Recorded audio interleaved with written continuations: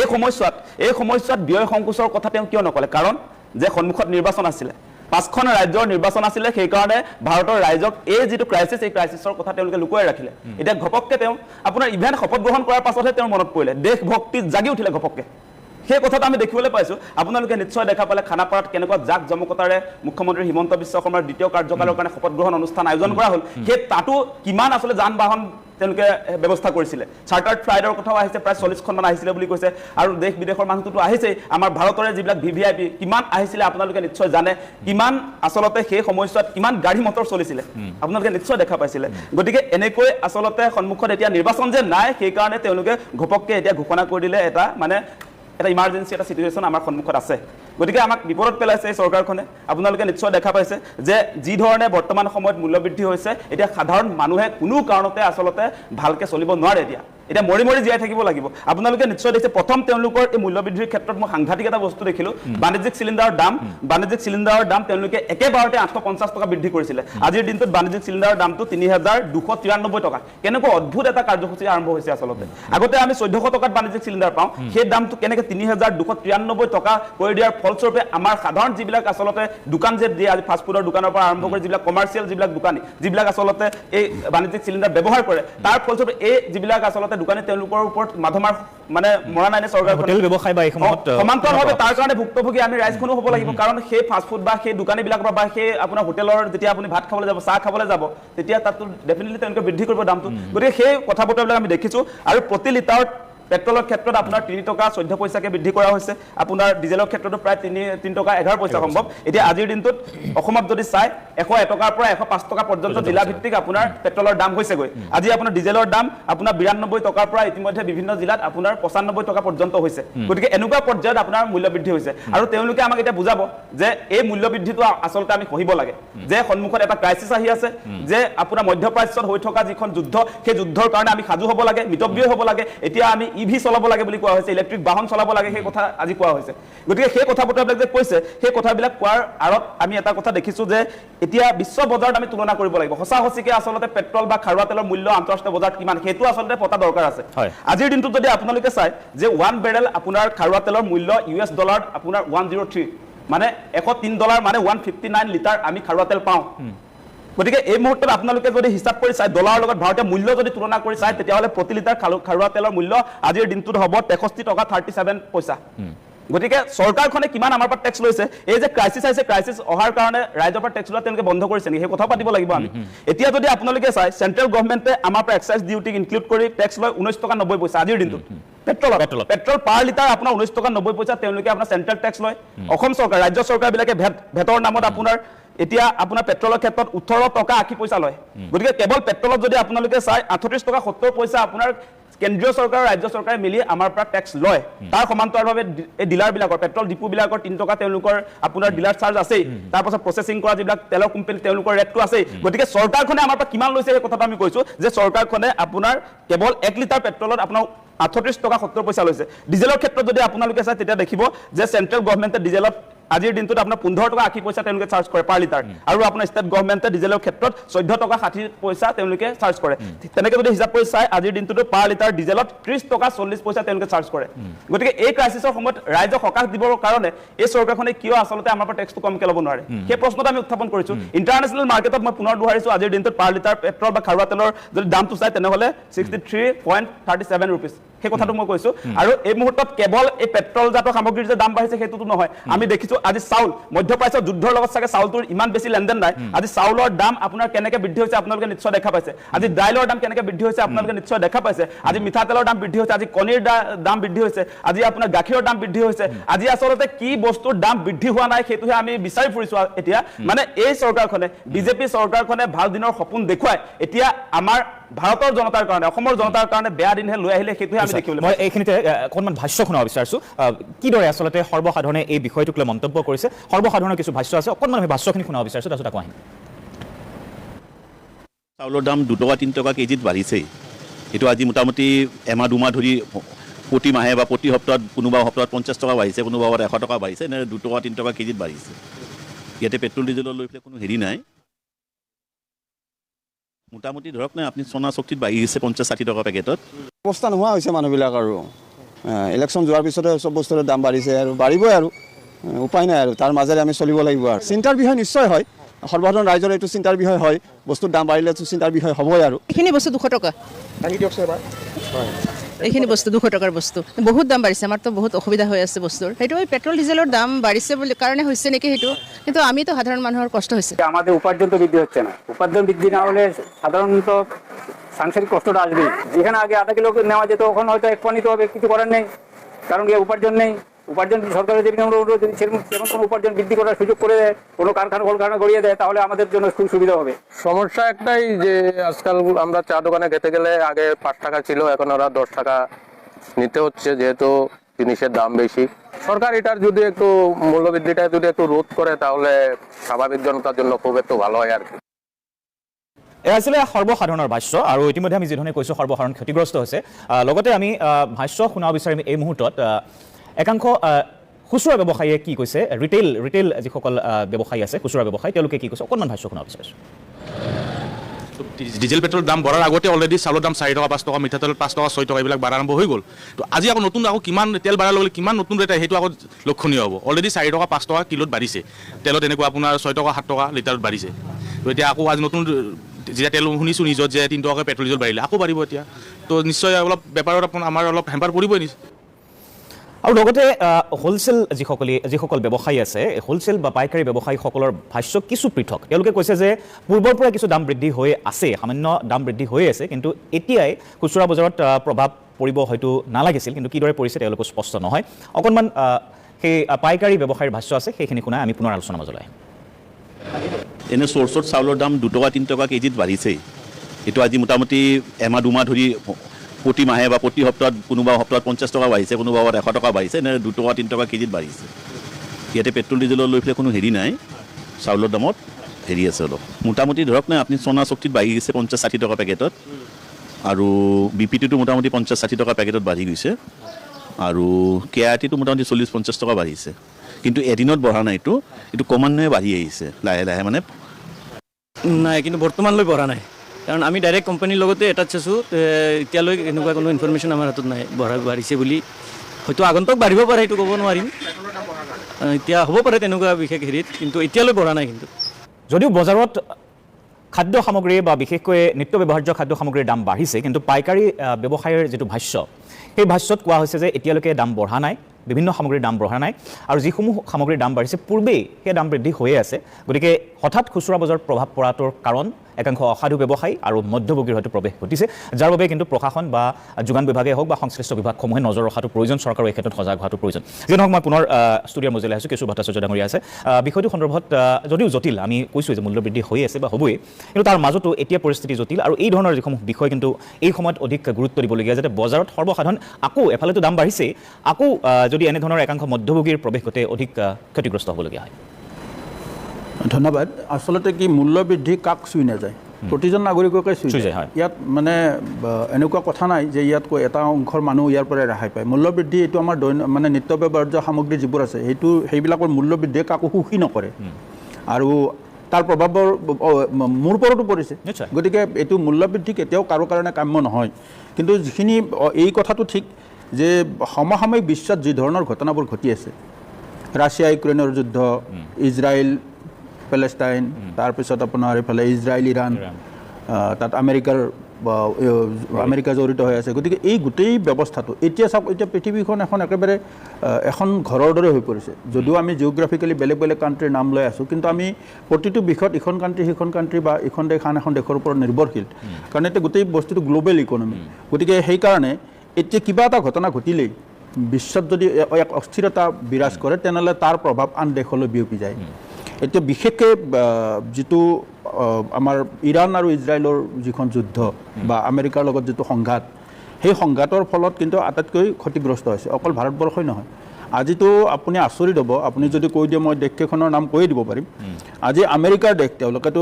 1 number দেশ বুলি কয় আৰু তেওঁলোকৰ সেই ডলাৰৰ তুলনাতে বাকী কাৰেঞ্চিবিলাকৰ হেৰি কৰা হয় গতিকে তেওঁলোকৰ তাতেই আমেৰিকাৰ দৰে কাণ্ট্ৰিতে আপোনাৰ 44% পেট্ৰলত আৰু 48% ডিজেলত বৃদ্ধি হৈছে মই এটা উদাহৰণে দিছোঁ মানে কোনো দেশ ইয়াৰ পৰা বাচি যোৱা নাই তাৰ তুলনাত আপুনি যদি চাই ইণ্ডিয়াৰ যিটো বৃদ্ধি সেইটো হ'ল পেট্ৰলত 3.2% আৰু ডিজেলত আপোনাৰ 3.4%। গতিকে যদি আপুনি তুলনা কৰে যিখন মানে বিশ্বৰ আটাইতকৈ মানে আগশাৰীৰ দেশ বুলি ভাবা হয় তেওঁলোকৰ তাতো হৈছে, সেইকাৰণে তাতো মানে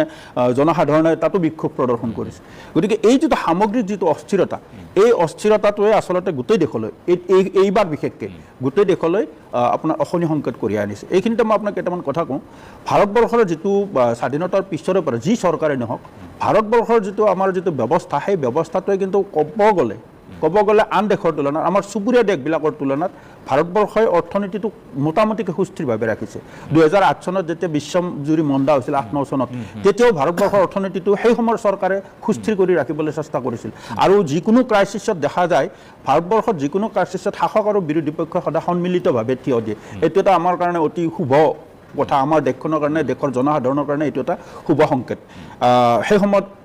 এটা সময় আছিল যেতিয়া ইন্দিৰা গান্ধী ডাঙৰীয়ানী প্ৰধানমন্ত্ৰী আছিল বা যেতিয়া মনমোহন সিং ডাঙৰীয়া প্ৰধানমন্ত্ৰী আছিল, তেতিয়াও সেই সময়ৰ বিৰোধী দলবিলাকে যিকোনো ক্ৰাইচিছৰ সময়ত চৰকাৰক সহায়, সেই সময়ত বিশেষকৈ বিজেপি, গতিকে বিজেপি দলে কিন্তু এই ক্ৰাইচিছৰ সময়ত সেই সময়ৰ কংগ্ৰেছ চৰকাৰৰ ওচৰত থিয় দিছিল। গতিকে এইটো এটা শুভ লক্ষণ। আৰু আমাৰ যিটো ব্যৱস্থা আজি এই যিটো হৈছে, এইটো স্বাভাৱিক এটা মানুহৰ ধাৰণা হৈছে যে ইলেকশ্যনৰ পিছত বস্তুৰ দাম বাঢ়িছে। এইটো কিন্তু ঠিক, একাংশ লোকে এই যে পেট্ৰল ডিজেলৰ দাম বাঢ়িল বা গেছ চিলিণ্ডাৰৰ দাম বাঢ়িল, সেইটোৰ গইনালৈ কিন্তু অভাৰনাইট সেইটোৰ অলপ মনিটৰিঙৰ দৰকাৰ আছে বুলি ময়ো উপলব্ধি কৰোঁ। অভাৰনাইট বৃদ্ধি কৰি দিয়ে যে পেট্ৰলৰ দাম 3 টকা বাঢ়িলে, গতিকে পিছদিনাই আপুনি বজাৰত সোমাব নাই, তেলৰ দাম বাঢ়ি গ'ল নহয়, এতিয়া চব বস্তুৰ দাম। আপোনাৰ ট্ৰেন্সপৰ্টেশ্যন, ন' ডাউট ট্ৰেন্সপৰ্টেশ্যনৰ দাম বৃদ্ধি হ'লে আপোনাৰ যেতিয়া খাদ্য সামগ্ৰী বা আন অত্যাৱশ্যকীয় সামগ্ৰী সৰবৰাহৰ খৰচটো যেতিয়া বাঢ়িব, তাৰ এটা স্বাভাৱিক বৃদ্ধি থাকিব। কিন্তু কেতিয়াবা সেই স্বাভাৱিক বৃদ্ধি নহয়, সি অস্বাভাৱিক বৃদ্ধি হয়, সেইটো সঁচা কথা। কিন্তু আৰু সমাজ এখনতো আৰু এই ধৰণৰ মানুহ আছেই, এই যিকোনো পৰিস্থিতিৰ সুবিধা লৈ একাংশ লোক থাকেই। গতিকে এনে অভাৰঅল কিন্তু এই চিটুৱেশ্যনটো মই ভাবোঁ আজি পাকিস্তান বা আমাৰ অন্যান্য দেশবিলাকৰ যিটো আমাৰ চুবুৰীয়া ৰাষ্ট্ৰসমূহৰ যিটো অৱস্থা, তাতকৈ কিন্তু ভাৰতবৰ্ষৰ মই ভাবোঁ তুলনামূলকভাৱে সুস্থিৰ হৈ আছে। আৰু চৰকাৰে আগৰ পৰাই কৈছে, এটা চৰকাৰৰ মানে ধাৰণা আছিলে যে যুদ্ধখন বৰ বেছি হয়তো দীঘলীয়া নহ'ব, কাৰণ যুদ্ধৰ পিছে লগে লগে প্ৰায় আলোচনাৰ প্ৰক্ৰিয়া আৰম্ভ হৈছিলে। আৰু সেই সময়ত আমাৰ হাতত আমাৰ চাফিচিয়েণ্ট, আমাৰ অন্ততঃ 90 ডেইজ মানৰ আমাৰ চাফিচিয়েণ্ট আমাৰ ষ্টক আছিলে আমাৰ ভাণ্ডাৰত। গতিকে যদি যুদ্ধখন দীঘলীয়া নহ'লহেঁতেন, কিন্তু এতিয়ালৈকে যিহেতু কোনো ফলপ্ৰসূ আলোচনা হোৱা নাই, হৰমুজ প্ৰণালী যিহেতু এতিয়াও বন্ধ, আৰু আমাৰ প্ৰথম সংকটটো হৈছে কি আমাৰ বিশেষকৈ গেছ চিলিণ্ডাৰৰ ওপৰত, মানে আমাৰ যিটো ৰন্ধন গেছ, ৰন্ধন এলপিজিত আচলতে প্ৰথম ডাঙৰ প্ৰভাৱটো পৰিছে এলপিজিত। বাকী সেইফালেদি হৰমুজ প্ৰণালীৰে 20% বাঢ়ি অহা যোৱা হয়। গতিকে এই প্ৰভাৱটোৰ ফলত আজি এই প্ৰভাৱটোৰ কাৰণে চাইনাৰ দৰে দেশো ক্ষতিগ্ৰস্ত হৈছে, পাকিস্তান ক্ষতিগ্ৰস্ত, সকলো দেশে, গতিকে সকলো দেশে ক্ষতিগ্ৰস্ত হৈছে। এইটোৰ পৰা উদ্ধাৰ পাবৰ কাৰণে এটা এৰি আছে শান্তি প্ৰক্ৰিয়া। এইটোৰ পৰা, এই শান্তি প্ৰক্ৰিয়াৰ পৰা যদি কিবা এটা ফলপ্ৰসূ সমাধান যদি ওলায়, তেতিয়াহ'লে সকলো দেশতে এটা অৰ্থনৈতিক সুস্থিৰতা আহিব। অন্যথাই সকলোবোৰ দেশেই এই ক্ৰাইচিছটোৰ লগত মোকাবিলা কৰিবই লাগিব, সকলোৱে মোকাবিলা কৰিবলগীয়া হৈছে বা ইয়াৰ প্ৰভাৱ পৰিছে, সেয়াও স্বাভাৱিক। কিন্তু তথাপিও কিছু যদি ব্যৱস্থা গ্ৰহণ কৰা হয়, কিছু নতুন নীতি অৱলম্বন কৰা হয় বা পূৰ্বে যদি পৰিকল্পনা কৰা হয়, নিশ্চয় অন্ততঃ সাধাৰণ দেশবাসীয়ে অকণমান সকাহ লাভ কৰিব। মই এইখিনিতে এটা কথা কওঁ, আমাৰ কাৰণে এটা শুভ খবৰ যে প্ৰধানমন্ত্ৰী, এইটো বিৰোধী পক্ষ সমালোচনা কৰিছে যে তেওঁ নিজেই প্ৰধানমন্ত্ৰীয়ে দেশৰ মানুহক মিতব্যয়ী হ'বলৈ গৈ তেওঁ নিজে বিদেশ ভ্ৰমণত গৈছে। কিন্তু প্ৰথমখন দেশ ভ্ৰমণ কৰাৰ ফলতেই আমি সেইটো এটা আশাৰ বতৰা আনিছে। ইয়াৰ পিছত আশা কৰা হৈছে এই যিখন চুক্তি হ'ল, আমাৰ ভাণ্ডাৰত, আমাৰ তৈল ভাণ্ডাৰত যেতিয়া তেওঁলোকৰ তেল আনি আমি ইয়াত যেতিয়া আমাৰ তৈল ভাণ্ডাৰত জমা কৰা হ'ব, ইয়াৰ পিছত বহুদিনলৈকে এই ৰন্ধন গেছৰ, বিশেষকৈ ৰন্ধন গেছৰ ক্ষেত্ৰত এটা মূল্যৰ এটা সুস্থিৰতা থাকিব বুলি আশা কৰা হৈছে। আৰু এইখন যিখন চুক্তি হ'ল, এই দুখন যি বাণিজ্যিক চুক্তি, মই বাকী অন্য চুক্তিবিলাকলৈ নাযাওঁ, বাণিজ্যিক চুক্তি যিখিনি হ'ল, সেইখিনি চুক্তিয়ে কিন্তু ভাৰতবৰ্ষক যথেষ্ট পৰিমাণে লাভ। আমি আশা কৰিছোঁ যাতে এনেধৰণে হৰমুজ প্ৰণালী বন্ধ হ'লেই আমাৰ দেশত যাতে সংকট নাহে, তাৰ বাবে এটা যদি দীৰ্ঘম্যাদী এনেধৰণৰ ব্যৱস্থা গ্ৰহণ কৰা হয়, নিশ্চয় ভাৰত লাভান্বিত হ'ব। মই এইবাৰ যাব বিচাৰিছোঁ প্ৰদ্যুম্ন গোস্বামীৰ ওচৰলৈ। এই বিষয়টোক লৈ এটা কথা হয় যে, যিটো কথা ইতিমধ্যে আমি কৈছোঁ যে যদিও আমি আজি মূলতঃ আমাৰ বজাৰৰ কথা আজি আলোচনা কৰিছোঁ, আমাৰ বজাৰৰ পৰা প্ৰভাৱৰ কথা, তথাপিও আন্তঃৰাষ্ট্ৰীয় বজাৰৰ লগত সম্পৰ্ক আছে যদিও সেই প্ৰসংগ আহিবই। এটা কথা কোৱা হৈছিলে যে ৰাছিয়াৰ পৰা কম দামত আমি তেল ক্ৰয় কৰিছিলোঁ, তেতিয়া ভাৰত চৰকাৰো লাভত আছিলে আৰু সমান্তৰালভাৱে এই যিসমূহ তেল কোম্পানীসমূহো যথেষ্ট তেওঁলোকে আয় কৰিবলৈ সক্ষম হৈছিলে, লাভত আছিলে। এতিয়া লোকচান হোৱাৰ লগে লগে, হৰমুজ প্ৰণালী বন্ধ হোৱাৰ লগতে আমাৰ তৈল কোম্পানীসমূহ যথেষ্ট লোকচানৰ সন্মুখীন হৈছে, চৰকাৰটো লোকচানৰ সন্মুখীন হৈছেই। কিন্তু সেই সময়ত যি লাভ হ'ল, সেই লাভৰ কিন্তু আমি ভাগ নাপালোঁ সৰ্বসাধাৰণে, তেলৰ দাম নকমিল। কিন্তু এতিয়া লোকচানৰ সন্মুখীন হোৱাৰ লগে লগে সৰ্বসাধাৰণৰ মূৰত সেই ভাৰ জাপি দিয়া হৈছে সেই তৈল কোম্পানীৰ যি লোকচান আমি ভৰিবলগীয়া হৈছে দাম বৃদ্ধিৰ জৰিয়তে, সেয়াও কিন্তু এটা প্ৰশ্ন এই মুহূৰ্তত উত্থাপন হৈছে। গোস্বামী ডাঙৰীয়া। ধন্যবাদ জগদীশ। প্ৰথম কথাটো হ'ল অকল ভাৰতবৰ্ষই নহয়, বৰ্তমান সময়ত সমগ্ৰ বিশ্ব যিয়ে অৰ্থনৈতিক মন্দাৱস্থাৰ দিশত গতি কৰিছে, ই বৰ শুভ লক্ষণ নহয়। বিশেষকৈ ভাৰতৰ দৰে এখন উন্নয়নশীল দেশ, যিখন দেশত আমি গৰিষ্ঠ সংখ্যক লোকেই হয় মধ্যবিত্ত, নতুবা নিম্ন মধ্যবিত্ত, নতুবা আমি দৰিদ্ৰ দুখীয়া শ্ৰেণীৰ লোক, সেইখন দেশত আজি মূল্যবৃদ্ধি বা অৰ্থনৈতিক মন্দাৱস্থাই কেনেকুৱা এক ৰূপ ধাৰণ কৰিব মোৰ আজি ভাবিয়ে ভয় লাগিছে। হয়তো তেলৰ 3 টকা দাম বৃদ্ধিটো বা 2 টকা দাম বৃদ্ধিটো এয়া এক আৰম্ভণি নেকি। অনাগত সময়ত হয়তো আমি কেনেকুৱা দিন দেখিবলৈ পাম, ই এক অত্যন্ত বেছি চিন্তাৰ বিষয় নম্বৰ 1। দ্বিতীয় কথাটো হ'ল এই গোটেই কথাটো হোৱাৰ কাৰণটো হৈছে কি, সকলোৱে আমি জনা হৈছোঁ যে আমেৰিকা, ইজৰাইল আৰু ইৰাণৰ মাজত যুদ্ধখনে ষ্টেট অফ হৰমুজ বন্ধ কৰি দিছে, যাৰ ফলত আমাৰ 85% খাৰুৱা তেল যি হয়তো বাহিৰৰ পৰা মানে আপোনাৰ আমদানি কৰা হয়, আৰু তাৰে হয়তো 60% এই ষ্টেট অফ হৰমুজৰ জৰিয়তে মাজেদি আহে। গতিকে খাৰুৱা তেলৰ সেই ষ্টেট অফ হৰমুজত হোৱা কনফ্লিক্টটোৰ কাৰণে খাৰুৱা তেলৰ মূল্য আন্তঃৰাষ্ট্ৰীয় বজাৰ মূল্য প্ৰতি বেৰেল 100 টকাকৈ পাৰ হৈছে, আৰু 100 টকাকৈ বেৰেল পাৰ হোৱাৰ লগে লগে আমাৰ অত্যন্ত বেছি মানে ডলাৰ যিটো মানে ডলাৰ আউটফ্ল'টো খুব বৃদ্ধি পাইছে। আৰু ই স্বাভাৱিকতে আমি এটা কথা সকলোৱে জানো যে ডলাৰৰ খৰচা যিমান বাঢ়িব, আমি বাহিৰৰ পৰা ইম্পৰ্ট কৰা সামগ্ৰী যিমানে কিনিবলগীয়া হ'ব বেছি ডলাৰ, সিমানে ৰুপিজৰ ভেলুটো সদায় কমি যায়। ৰুপিজৰ ভেলুটো সদায় কমি গৈছে, গতিকে 95-96 টকা পাইছে। ই হয়তো এক অভিলেখ ভংগ কৰিছে, আৰু ই একেবাৰে শুভ কথা নহয়, কাৰণ আমি 72 ৰুপিজ যেতিয়া হৈ আছিল পাৰ ডলাৰ, মানে পাৰ ডলাৰ ৰুপিজৰ সৈতে ভেলুটো, তেতিয়াই সমগ্ৰ বিশ্বত ভাৰতবৰ্ষ এক অৰ্থনৈতিক মন্দাৱস্থাৰ দিশত গৈছিল বুলি আমি শংকিত হৈছিলোঁ। কিন্তু এটাও শুভ লক্ষণ যে সমগ্ৰ বিশ্বৰ যি অৰ্থনৈতিক মন্দাৱস্থা, তাৰ তুলনাত ভাৰতে নিজৰ অৰ্থনৈতিক ক্ষেত্ৰখনক কিছু পৰিমাণে সুস্থিৰ কৰি হৈছে। কিন্তু এইখিনিতে বহুকেইটা দিশ আমি গুৰুত্ব সহকাৰে আলোচনা কৰাটো দৰকাৰ বুলি ভাবোঁ। প্ৰথম কথাটো হ'ল যে আমি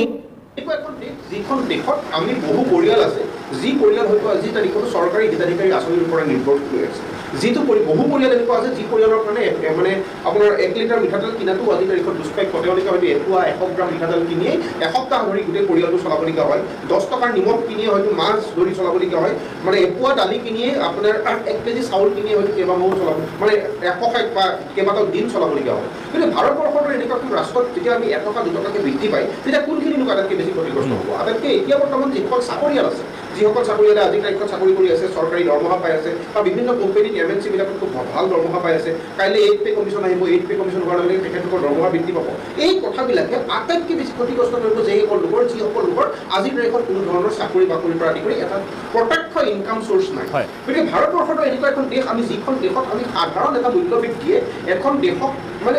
বৃহৎ পৰ্যায়ত কেনেধৰণে ক্ষতি কৰিব পাৰে, সেই কথাটো বিগত সময়ত আমি দেখি আহিছোঁ। গতিকে 100 টকা পেট্ৰলৰ দাম বৃদ্ধি পাইছে, পেট্ৰল গাড়ী বৃদ্ধি পাইছে, কিন্তু ডিজেল আজি তাৰিখত 90-93 ৰুপিজ। এই ডিজেলৰ দাম বৃদ্ধিটোৱে সমগ্ৰ দেশখনক প্ৰত্যক্ষ আৰু পৰোক্ষভাৱে অতি ভয়াৱহভাৱে ক্ষতি কৰিবলৈ গৈ আছে। এতিয়া ৰাছিয়াৰ লগত আপুনি যিটো চুক্তিৰ কথা কৈছে, হয়, ৰাছিয়াৰ লগত এই চুক্তিৰ সময়ত আমি সেই মানে আপোনাৰ মুনাফা হয়তো নল'লোঁ, আৰু গভৰ্ণমেণ্টেও সেই গোটেই টেক্সেশ্যন ব্যৱস্থাটোৰ কাৰণে গৰিষ্ঠ সংখ্যক কৰ সংগ্ৰহৰ কাৰণে হয়তো আমাৰ সেই পেট্ৰলিয়াম জাতীয় সামগ্ৰী কেতিয়াও GSTৰ অধীনত আনিবলৈ নিবিচাৰে। তেখেতলোকে এতিয়াও ভেট ছিষ্টেমতে সেই গোটেই প্ৰক্ৰিয়াটো চলাই আছে, যাতে পেট্ৰলিয়াম জাতীয় সামগ্ৰীৰ পৰা গৰিষ্ঠ সংখ্যক ৰাজহুৱা মানে আপোনাৰ কৰ চৰকাৰে সংগ্ৰহ কৰিব পাৰে। কিন্তু এই ৰাজহুৱা কৰ সংগ্ৰহ কৰা ব্যৱস্থাটোৱে ভাৰতীয় মানে আপোনাৰ পৰিয়ালবিলাকক এনে জোৰকে পানী খুৱাবলগীয়া হৈছে, যাৰ ফলত চৰকাৰে প্ৰত্যক্ষ হওক পৰোক্ষভাৱে হিতাধিকাৰী আঁচনি দিবলগীয়া হৈছে। আজি আমি সকলোৱে কৈ আছোঁ হিতাধিকাৰী আঁচনিৰ বিষয়ে, তেখেতলোকক সমালোচনা কৰি আছোঁ, কিন্তু বহু পৰিয়ালত চাউলৰ পৰা আদি কৰি, দালিৰ পৰা আদি কৰি, নিমখ তেলৰ পৰা আৰম্ভ কৰি 1250 টকাই হওক, 3000 টকাই হওক, বিভিন্ন হিতাধিকাৰী আঁচনিয়ে সেই পৰিয়ালসমূহক আমি ইনডাইৰেক্টলি আমাৰ টেক্সৰ পইচাৰে সেই সকল লোকক মানে আপোনাৰ এটা আমি ছাবচিডাইজ ৰেটত বা আমি হিতাধিকাৰী সমগ্ৰ ব্যৱস্থাটোৰ নিশ্চয় গোস্বামী ডাঙৰীয়া, মই আকৌ আহিম। এটা বিৰতি ল'বৰ সময় হৈছে, বিৰতি ল'ম। বিৰতিৰ পিছত আকৌ এই প্ৰসংগলৈ আমি আহিম, আৰু লগতে ছাইদুল ইছলাম আছে, ছাইদুল ইছলামৰ ওচৰলৈ আমি যাম বিৰতিৰ পাছতে। বিৰতিৰ পিছত পুনৰ স্বাগতম। আপুনি চাই আছে বৃত্তান্তত আমি আজি আলোচনা কৰিছোঁ মূল্যবৃদ্ধি সন্দৰ্ভত। মূল্যবৃদ্ধিয়ে কি ধৰণে প্ৰভাৱ পেলাইছে, বিশেষকৈ বজাৰত যি জুই জ্বলিছে, এই জুয়ে দহিছে সৰ্বসাধাৰণক, আৰু যাৰ বাবে এতিয়া এনেধৰণৰ বিষয়সমূহক লৈ আলোচনা চলিছে। ইয়াৰ কাৰণসমূহ কি? যদিও আন্তঃৰাষ্ট্ৰীয় বজাৰত ইয়াৰ যি ধৰণৰ খাৰুৱা তেলৰ মূল্যবৃদ্ধি হৈছে বা হৰমুজ প্ৰণালী বন্ধ হৈ থকাৰ ফলত প্ৰতিখন দেশেই প্ৰভাৱিত হৈছে। আমাৰ ভাৰতে অধিকাংশ খাৰুৱা তেল বা LPG বিদেশৰ পৰা ক্ৰয় কৰিবলগীয়া হয়, যাৰ বাবে ভাৰততো প্ৰত্যক্ষ অধিক প্ৰভাৱ পৰা পৰিলক্ষিত হৈছে। সেয়া স্বাভাৱিক, সেয়া সকলোৱে মানি লৈছে। কিন্তু তাৰ লগতে এনেধৰণৰ এক পৰিস্থিতিৰ মাজতে আৰু কি ক্ষেত্ৰত ব্যৱস্থা গ্ৰহণ কৰিব পৰা গ'লহেঁতেন, বা যিসমূহত কৰিবলগীয়া আছিল কৰা নহ'ল নেকি, সেইসমূহক লৈ আলোচনা। আৰু সমান্তৰালভাৱে এনেধৰণৰ এক পৰিৱেশৰ পাছতে বিশেষকৈ পেট্ৰল ডিজেলৰ মূল্য বৃদ্ধি হোৱাৰ লগে লগে খুচুৰা বজাৰত প্ৰত্যক্ষভাৱে প্ৰভাৱ পৰাৰ ক্ষেত্ৰত ক'ৰবাত মধ্যভোগীৰ প্ৰৱেশ ঘটিছে নেকি, বা একাংশ অসাধু ব্যৱসায়ী ইয়াৰ সুবিধা লৈছে নেকি, সেইসমূহ কথাও কিন্তু সমান্তৰালভাৱে নজৰ দিয়াটো প্ৰয়োজনীয়। মই এবাৰ ছাইদুল ইছলাম ডাঙৰীয়াৰ ওচৰলৈ ওচৰলৈ যাব বিচাৰিছোঁ পুনৰ এই বিষয়টো সন্দৰ্ভতে অধিক তথ্য হয় ছাইদুল ইছলাম ডাঙৰীয়া একেই কথা যে যি ধৰণৰ মূল্য বৃদ্ধি সেয়া প্ৰতিবাৰে আমি দেখিছোঁ নতুন কথা নহয় মূল্য বৃদ্ধি হৈয়ে আছে কিন্তু এইবাৰ পৰিৱেশ কিছু সুকীয়া আৰু এনে পৰিস্থিতিত আমি যদিও কৈছোঁ যে আন্তঃৰাষ্ট্ৰীয় বজাৰৰ এই কথাটোতো আছেই প্ৰত্যক্ষভাৱে লগত আন কাৰণো আছে নেকি যিসমূহ হয়তো কিছু নীতিৰ অভাৱ বা কিছু পৰিকল্পনাৰ অভাৱৰ বাবেও ইয়াৰ প্ৰভাৱ পৰিব পাৰে নেকি নতুনকৈ ক'বলগীয়া নাই কিন্তু মূল বিষয়টো হৈছে নিৰ্বাচনৰ পৰৱৰ্তী সময়ত পূৰ্বেও বহুবাৰ মূল্য বৃদ্ধিৰ প্ৰসংগটো আহিছে গতিকে কিন্তু এইবাৰ যিহেতু পৃথিৱীত এটা যুদ্ধকালীন পৰিস্থিতি চলি আছে সেই পৰিস্থিতিৰ যিটো কুপ্ৰভাৱ সেই কুপ্ৰভাৱ এতিয়া এক প্ৰকাৰ গৈ পেলাই সৰ্বসাধাৰণৰ পাকঘৰ পৰ্যন্ত চুবলৈ ধৰিছে আৰু এই গোটেই বিষয়টো এটা কনফিউজনৰ সৃষ্টি হৈছে যে নিৰ্বাচনৰ যিটো পৰৱৰ্তী সময় বা ইমিডিয়েটলি আফটাৰ ইলেকশ্যন যিটো মূল্য বৃদ্ধি পূৰ্বে বহু সময়ত দেখা গৈছিল তেনেকুৱা এটা বিষয় লৈ পেলাই সাধাৰণ মানুহৰ লগত চৰ্চা আছে আৰু তাৰ লগতে এই যিটো বৈশ্বিক এটা ৰাজনৈতিক পৰিস্থিতি গতিকে জিঅ' পলিটিকেল কথা বতৰা এই কথা বতৰাৰ মাজত যিটো পৰিস্থিতি এতিয়া ভাৰতৰ সৰ্বসাধাৰণ একেবাৰে সাধাৰণ পৰিয়াললৈকে যিটো প্ৰভাৱ এতিয়া বিস্তাৰ হৈছে সেই প্ৰভাৱৰ যিটো কুফল সেই কুফল এতিয়া আমি হয়তো ভুগিছোঁ তেনেকুৱা ধৰণৰ প্ৰচাৰ এটা হৈছে মই ভাবোঁ যে এই গোটেই কথাটো দুই ধৰণৰ চাব পাৰোঁ এটা ৰাজনৈতিক নিৰ্বাচনী পৰিৱেশ প্ৰেক্ষাপটৰ কথাটো আমি বাদ দি পেলাই যিহেতু গোটেই পৃথিৱীতেই ইন্ধনজাত সামগ্ৰীৰ মূল্য বৃদ্ধি ঘটিছে এই বিষয়টো লৈ পেলাই আমি অলপ বেছিকৈ আলোচনা কৰাৰ প্ৰয়োজন আৰু এই আলোচনাৰ প্ৰসংগত হয়তো এটা কথা আহিব পাৰে সেইটো হৈছে কি ধৰণে এই গোটেই পৰিস্থিতিটো এতিয়ালৈকে আমি দেশ হিচাপে ৰাষ্ট্ৰ হিচাপে মোকাবিলা কৰিলোঁ তাত ক'ৰবাত অকণমান দোষ ক্ৰুটি বা ভুল ক্ৰুটি ৰৈ গৈছে নেকি তেনেকুৱা বিষয় ছাইদুল ইছলাম আপোনাৰ ওচৰলৈ আহিম আমি আকৌ এই সন্দৰ্ভত আলোচনা আগবঢ়াই নিম কিন্তু মই এবাৰ পুনৰ ষ্টুডিঅ'ৰ মজিয়ালৈ আহিছোঁ ইতিমধ্যে যিহেতু আমি এই সন্দৰ্ভত কিছু আমাক দৰ্শক দিছোঁ যে ইয়াৰ আঁৰত কি কাৰণ থাকিব পাৰে বা এই ক্ষেত্ৰত কি ধৰণৰ ব্যৱস্থা গ্ৰহণ কৰিব পৰা গ'লহেঁতেন মই পুনৰ আকাশ দললৈ ওচৰলৈ এক মিনিট এটা সংযোগ কৰি লওঁ এই আপুনি অলপ আগতে এটা কথা কৈছিলে যে পেট্ৰল কোম্পানীসমূহে যোৱা সময়ছোৱাত যথেষ্ট লাভ কৰিছে মানে ৰাছিয়াৰ পৰা আমাৰ চুক্তি অনুসৰি ৰাছিয়াৰ পৰা আমি কম পইচাত ক্ৰুডটো পাওঁ ক্ৰুড অইলটো আনি ইয়াতে ৰিফাইন কৰি আমি সেইটো পাইছিলোঁ তাৰ এটা বেনিফিটছ অইল আমাৰ কোম্পানীবিলাকে পাইছিলে আৰু সেই কোম্পানীবিলাকৰ সেই বেনিফিট তেওঁলোকে বিভিন্ন চ'ৰ্চত তেওঁলোকে ইনভেষ্টো কৰিছিলে বিভিন্ন হেৰিত এই যিটো প্ৰফিট আছিলে এই যে এই যুদ্ধখনৰ ইমিডিয়েট প্ৰভাৱ তাৎক্ষণিক প্ৰভাৱত এসপ্তাহৰ ভিতৰত পাকিস্তানৰ লকডাউন সদৃশ পৰিৱেশ হৈ গ'ল গোটেই দেশবিলাকত হাহাকাৰ লাগি গ'ল তাৰপিছত আমি 70 দিন ছাৰ্ভাইভ কৰিলোঁ আমি পাকিস্তানৰ তুলনা কৰি লাভ নাই আপুনি বাংলাদেশ পাকিস্তান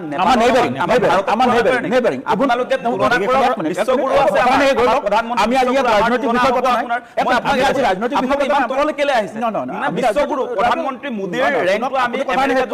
প্ৰেচিডেণ্টৰ লগত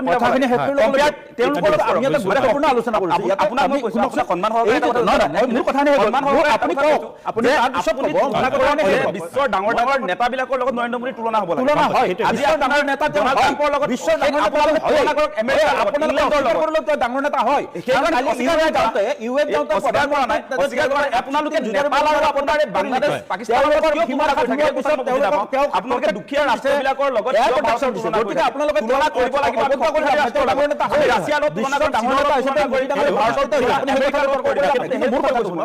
কথাটো কৈছোঁ কি যে সেই যিটো বেনিফিট তাৰ দ্বাৰা আমাৰ কিছু সকাহ হৈছে অইল কোম্পানীসমূহৰ সেই সময়ত কিছু যিটো উপাৰ্জন কৰিছে সেই উপাৰ্জনে যেনে আপোনাৰ হাতত যদি পইচা জমা থাকে কিছু আপুনি ইমিডিয়েট ক্ৰাইচিছটো আপুনি মিট আপ কৰিবলৈ আপোনাৰ এটা সুবিধা হয় আৰু সেইটো সুবিধা আমাৰ অইল কোম্পানীবিলাকে পাইছে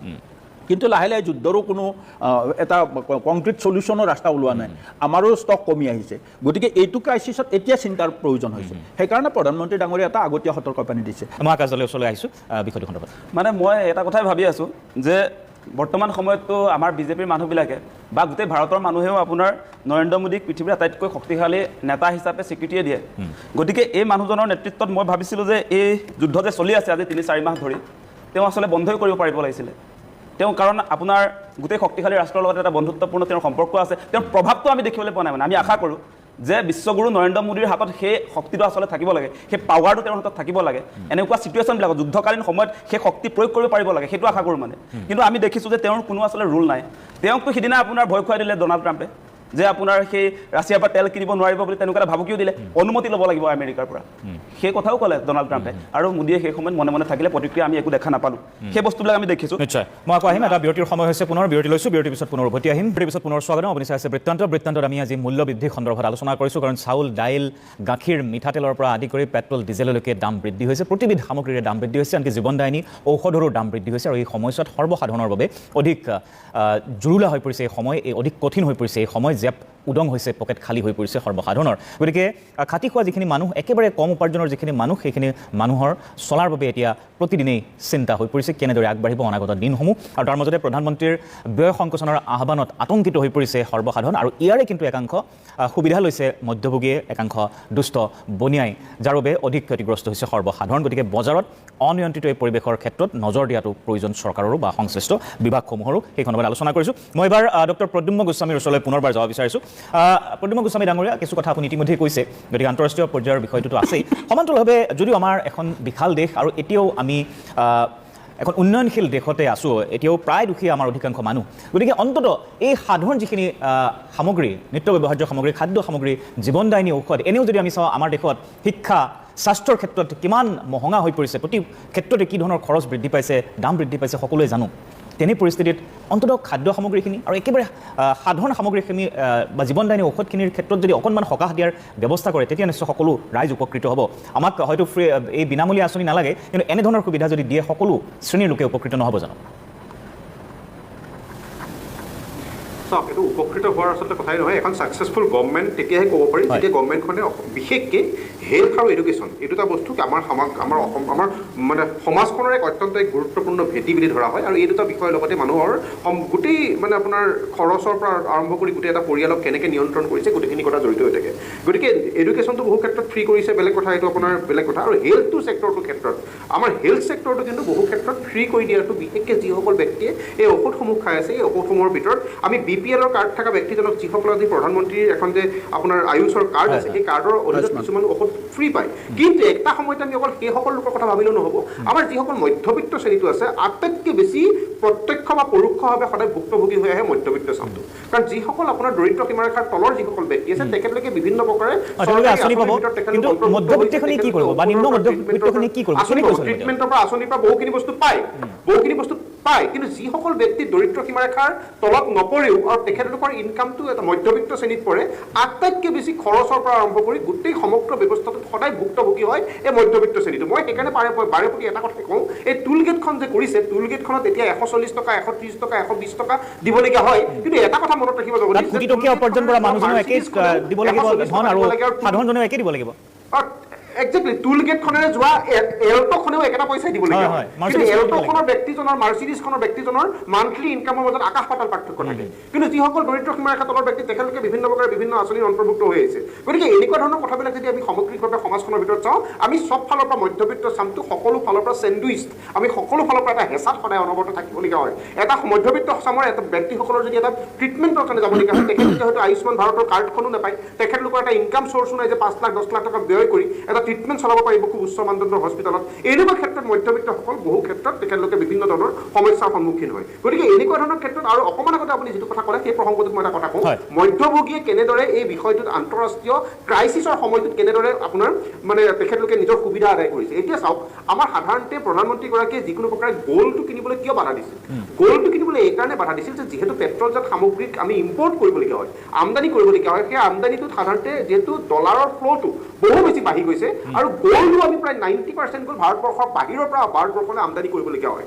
গতিকে এতিয়া যদি ৰাইজে গ'ল্ডটো কিনে, ৰাইজে গ'ল্ডটো কিনাৰ লগে লগে আকৌ বেছি গ'ল্ড বাহিৰৰ পৰা আনিবলগীয়া হ'ব। গতিকে পেট্ৰলজাত সামগ্ৰীত যিহেতু আমি বেছি পইচা অলৰেডি বেছি ডলাৰ বাহিৰলৈ দিয়ে আছোঁ, গতিকে গ'ল্ডৰ ক্ষেত্ৰত যাতে বেছি ডলাৰ আমি দিবলগীয়া নহয়। কিন্তু এই ক্ষেত্ৰত আপুনি জানিব, এটা মধ্যভোগী শ্ৰেণীয়ে গ'ল্ড ষ্টক বঢ়াই লয়। গভৰ্ণমেণ্টে এটা কথা বাৰে প্ৰতি কৈ আছে যে আপোনালোকে এই সময়ত গ'ল্ডটো নিকিনিব। কিন্তু এনেকুৱা সময়ত বহুত কিছুমান পুঁজিপতি আছে, যিসকল পুঁজিপতিয়ে এই সমস্যাটোৰ, এই সময়টোৰ সুবিধা লৈ, যিখিনি সময়ত গ'ল্ডৰ ডিমাণ্ডটো ভাৰতবৰ্ষত কমি গৈছে, সেইখিনি সময়তে তেখেতলোকে কিন্তু প্ৰধানমন্ত্ৰীৰ এই আহ্বানক কোনো ধৰণৰ প্ৰত্যক্ষ বা পৰোক্ষভাৱে তেখেতলোকক এই আহ্বানক কোনো ধৰণৰ এক মানে সহযোগিতা আগনবঢ়ায়। কিন্তু গোস্বামী ডাঙৰীয়া, মই মাজতে এটা কথা কৈছোঁ এই প্ৰসংগতে, যদি গোস্বামী ডাঙৰীয়া এই যে সোণৰ কথাটো কৈছে, ঠিক আছে, আপুনি যিখিনি কথা কৈছে, হয়, সেই কথাটো আছে, তাত এটা অৰ্থনীতি জড়িত হৈ আছে। কিন্তু প্ৰধানমন্ত্ৰী এনে ঘোষণা কৰি দিয়াৰ লগে লগে আমাৰ সাধাৰণ যিসমূহ আমি গহনালয় আছে, জুৱেলাৰী শ্বপ বা আমি যাক সোণাৰী বুলি হয়তো কওঁ, তেওঁলোকেও কিন্তু চিন্তাত পৰিছে, যাৰ বাবে প্ৰতিবাদ কৰিবলগীয়া আছে। আমি সেই বাতৰি সম্প্ৰচাৰ কৰিবলগীয়া আছে যে সোণ কিনিবলৈ বাধা দিয়াৰ লগে লগে এই সৰু সৰু যিসমূহ গহনালয় আছে, তেওঁলোকে কিন্তু বিপদত পৰিছে।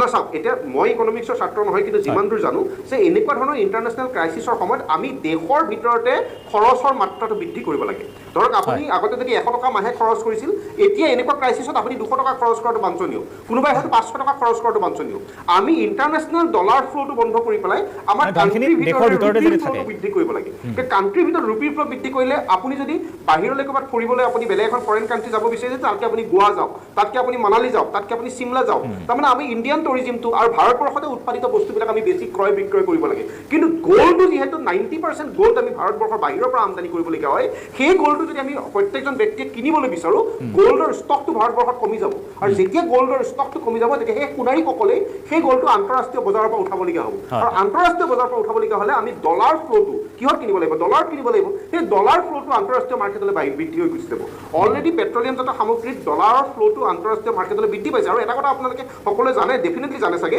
যে আমাৰ ভাৰতবৰ্ষত সদায় 60 দিনৰ পেট্ৰলিয়াম প্ৰডাক্ট ষ্টক থাকে। আমাৰ বাফাৰ পিৰিয়ড এটা থাকে 60 ডেজৰ। যে আজিৰ পৰাও 60 ডেজৰ কাৰণে আমাৰ পেট্ৰলিয়াম যেতিয়া LPGৰ পৰা আমাৰ অল তেল মজুত আছে, এমাহৰ আগতো 60 ডেজৰ কাৰণে মজুত আছিল, 15 দিনৰ পিছতো 60 ডেজৰ কাৰণে মজুত থাকিব। এই 60 দিনৰ বাফাৰ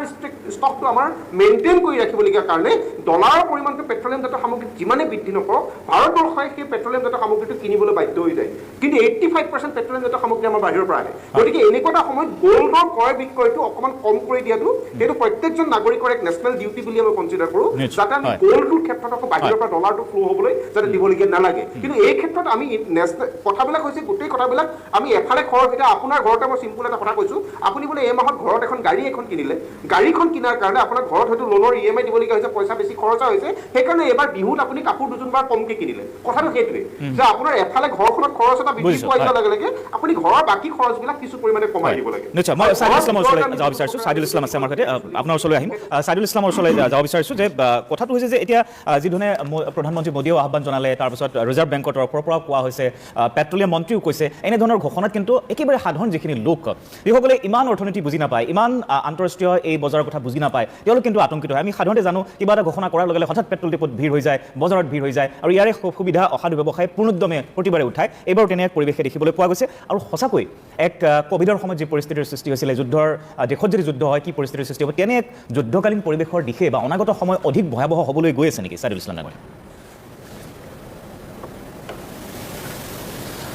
পৰিস্থিতিটোৰ বিষয় লৈ পেলাই যদি আমি চাওঁ, দুটা অত্যন্ত গুৰুত্বপূৰ্ণ বিষয় আমি চাব লাগিব। আমি যদি চাওঁ যে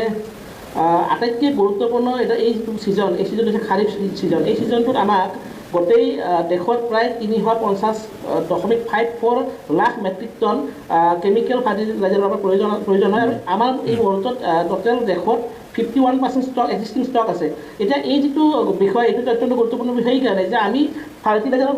মষ্টলি আমি বাহিৰৰ পৰা ইম্পৰ্ট কৰোঁ, আৰু ফাৰ্টিলাইজাৰ যদি আমাৰ 80% আপোনাৰ প্ৰডাকশ্যন হয়,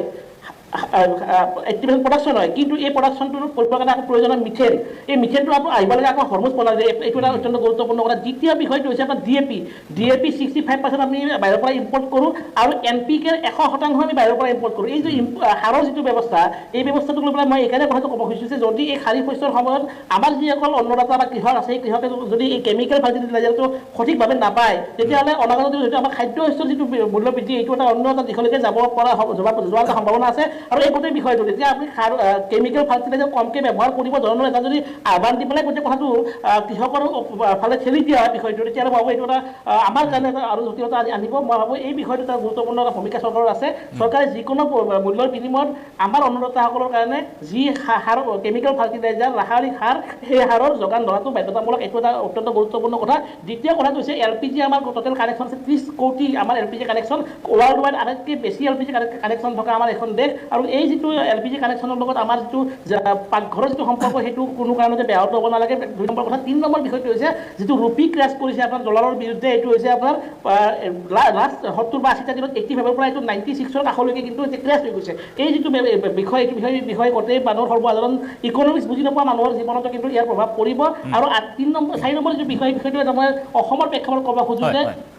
অসমত প্ৰায় 10টা বছৰ, বিগত 10 বছৰত 14 লাখ বিঘা ধান খেতি কৰা কৃষিভূমি কিন্তু পতিত হৈ ৰৈছে আৰু এই বিষয়টোৰ পিছত আমি চাওঁ যে আজিকালি আমি অসমীয়া মানুহে কিন্তু ভাত যেতিয়া খাওঁ পাকঘৰত আপুনি চাব ৰিপুৰাজ বা অন্যান্য ধৰণৰ কিছুমান ব্ৰেণ্ড যিবিলাক 72 টকা 70 টকা প্ৰতি কেজি চাউলৰ মূল্য তেনেকুৱা চাউল আমি ব্যৱহাৰ কৰিবলৈ লৈছোঁ তাৰ বিপৰীতে কিন্তু আমাৰ যিটো থলুৱা চাউলৰ যিটো উৎপাদন সেইটো আমি হয়তো ক'ৰবাত কমাই দিব চেষ্টা কৰিছোঁ আৰু ইয়াৰ ফলত আমাৰ যিটো ঘৰুৱা চাউল সেইটো আমি প্ৰায় 40 টকা 42 টকাত পাওঁ সেই চাউলটো কিন্তু আমি খাবলৈ পাহৰি গৈছোঁ এই বিষয়বিলাক অত্যন্ত গুৰুত্বপূৰ্ণ বিশেষকৈ চহৰ কেন্দ্ৰিক এই যিটো জীৱন ব্যৱস্থা এইটোৰ পৰা আমি আঁতৰি আহি পেলাই আমি পুনৰ আমাৰ যিটো বেছিক আমি তালৈ ঘূৰি আহিব লাগিব আৰু মই ভাবোঁ যে চৰকাৰে এই মুহূৰ্তত আটাইতকৈ গুৰুত্ব দিবলগীয়া কথাটো হৈছে MSME যিটো চেক্টৰ সেই চেক্টৰত গুৰুত্ব দিব লাগিব আপুনি চাব যে চহৰ নগৰ গাঁও এইবিলাক সৰু চক দোকান বা যিকোনো চহৰ নগৰত আপুনি দেখিব সৰু কিছুমান ভেণ্ডৰ থাকে সেই ভেণ্ডৰবিলাকে আপোনাৰ চাহ দোকান বা আপোনাৰ সৰু ভাতৰ দোকান এনেকুৱা কিছুমান সৰু চাহ দোকান এই যিটো আটাইতকৈ হুতীয়া হৈ থকা মানুহ এই মানুহখিনিৰ LPGৰ যিটো ক্ৰাইচিছ এই ক্ৰাইচিছটো কিন্তু প্ৰত্যক্ষভাৱে প্ৰভাৱ পৰিছে মই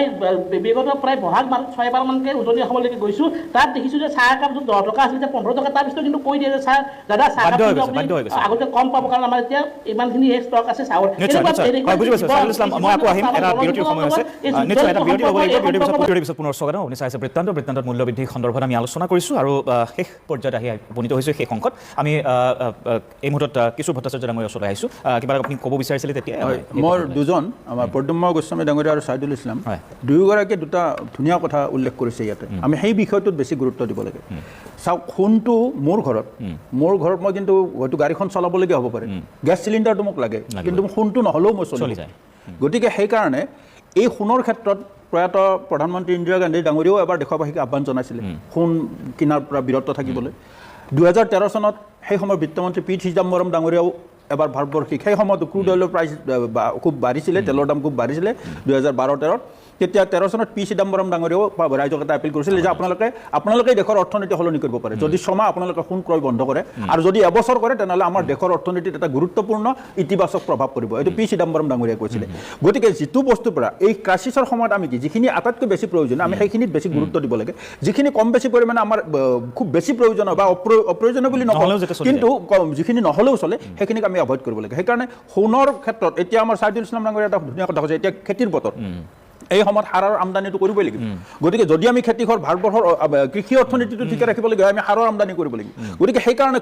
যিবিলাক বস্তু এইবিলাক কিন্তু অত্যাৱশ্যকীয় বস্তু এই সাৰৰ আমদানি কৰিবৰ কাৰণে আমি এই ডলাৰৰ ফ্ল'টো গোটেই ইণ্টাৰনেশ্যনেল মাৰ্কেটত যদি সেইটোৰে আমি বিনিময় কৰোঁ গতিকে সেইটো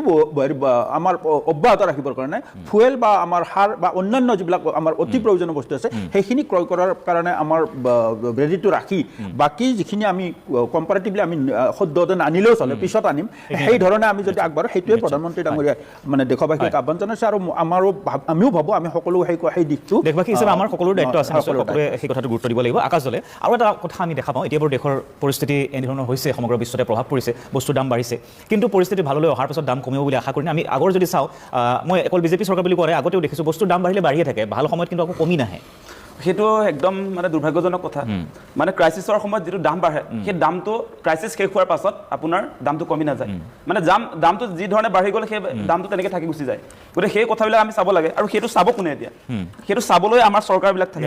এতিয়া আমাৰ চৰকাৰে সেইটো নাচায় আমি দেখা নাই কোনোদিনে আপুনি যিটো কথাটো ক'লে যে আগৰ চৰকাৰ ডেফিনেটলি আগৰ চৰকাৰ দিনতো সেই পৰিৱেশ আমি দেখা নাই বৰ্তমান চৰকাৰ দিনতো সেই পৰিৱেশ কেতিয়াও দেখিম বুলি আমি আশা কৰা নাই আৰু আপোনাৰ যুদ্ধ নহওঁতেও কিন্তু 100 টকা আশে-পাশে আছিলে আপোনাৰ যুদ্ধ যেতিয়া নাছিলে তেতিয়াও আপোনাৰ 98 টকা মান আজি চাগে এবছৰ দুবছৰৰ পৰা সেই পৰ্যায়ত আপোনাৰ মূল্য বৃদ্ধি হৈছিলে গতিকে চৰকাৰখনে কিন্তু সেই ক্ষেত্ৰতো মই এটা কথা মনত পৰে মোৰ আজি যে আপোনাৰ পানীৰ দামত আপোনাৰ খাৰুৱা তেলৰ মূল্য হৈছিলে তেতিয়াও কিন্তু আমাৰ ভাৰতত আপোনাৰ দামটো বৃদ্ধি হৈ থাকিলে কমি থাকোঁতেও ইণ্টাৰনেশ্যনেল মাৰ্কেটত আপোনাৰ খাৰুৱা তেলৰ মূল্য যেতিয়া কমি গৈছিলে তেতিয়া আকৌ ভাৰতত আপোনাৰ পেট্ৰল ডিজেলৰ দাম বাঢ়ি আছিল তেতিয়াও মানে আপোনাৰ আমি কম দামত পোৱা নাছিলোঁ 2014 চনত পেট্ৰলৰ মূল্য আছিলে এভাৰেজ গোটেই ইণ্ডিয়াত এভাৰেজ মূল্য আছিলে 72.43 পাৰ লিটাৰ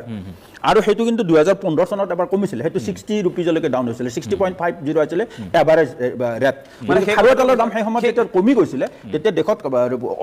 এই ফুৱেলৰ দামটো মানে পেট্ৰল ডিজেলৰ দামটো কমিছে মানে সেইটো এবাৰ কৰবাত হৈছে কিন্তু আপোনাৰ সেইটো বহুত বেছিকে বৃদ্ধি হৈ গৈ থাকে কেতিয়াও কমাটো এবাৰ হ'ব পাৰে কিন্তু আপোনাৰ আমি দেখা পাওঁ যে আপোনাৰ ক্ৰাইচিছৰ পাছতো আপোনাৰ দামবিলাক একে থাকে মানে যিটো বৃদ্ধি হৈ গ'ল সেই ৰেটটোৱে থাকে সেইটো আমাৰ ৰাইজক বহুত ক্ষতি কৰে আৰু আপোনালোকে নিশ্চয় আৰু এটা কথা এতিয়া আমি পাতি আছিলোঁ যে এই তেলৰ দামৰ কাৰণে আমাৰ অত্যাৱশ্যকীয় খাদ্য সামগ্ৰীৰ দাম লগে লগে বৃদ্ধি কৰা যিটো কথা যে আপোনাৰ নতুন ৰেট অহা নাই বুলি কৈছে কোনোবা আপোনাৰ যিটো হোলচেল ৰেট যিবিলাক ব্যৱসায়ী তেওঁলোকে কৈছে নতুন ৰেট অহাই নাই তাৰ পাছতো কিন্তু একাংশ ব্যৱসায়ী অসাধু ব্যৱসায়ী খুচুৰা বজাৰত আপোনাৰ 5 টকা 10 টকা পৰ্যন্ত বঢ়াই দিলে তেলৰ দাম বঢ়াৰ লগে লগে তেওঁলোকৰ নিজৰ ষ্টকত আছিলে সেই একেটা ৰেটত পুৰণা দামতে আছিলে সেইটো লগে লগে তেওঁলোকে বঢ়াই দিলে গতিকে এইটো লগে লগে আমি কি আশা কৰো সেইটো লগে লগে কন্ট্ৰল কৰিবৰ কাৰণে আমাৰ চৰকাৰ আছে আমাৰ যোগান বিভাগ আছে হয় নে নহয় মন্ত্ৰী এগৰাকী থাকিব অফিচাৰ্ছ বিলাক আছে গতিকে তেওঁলোকে বজাৰ নিয়ন্ত্ৰণ কৰাৰ ক্ষেত্ৰত আপোনাৰ বজাৰলৈ গৈ এই ব্যৱসায়ী বিলাকক নাকিটো লগাব লাগিব মই প্ৰতিমা গোস্বামী আপুনি কিবা এটা ক'ব বিচাৰিছে শেষত চমুকৈ একেবাৰে চমুকৈ চাইদুল ইছলামে ক'ব লাগিব একেবাৰে চমুকৈ গোস্বামী ডাঙৰীয়া নাই মই একদম কথা এটা ক'ব বিচাৰিছোঁ যে চাইদুলে এটা কথা ক'লে যে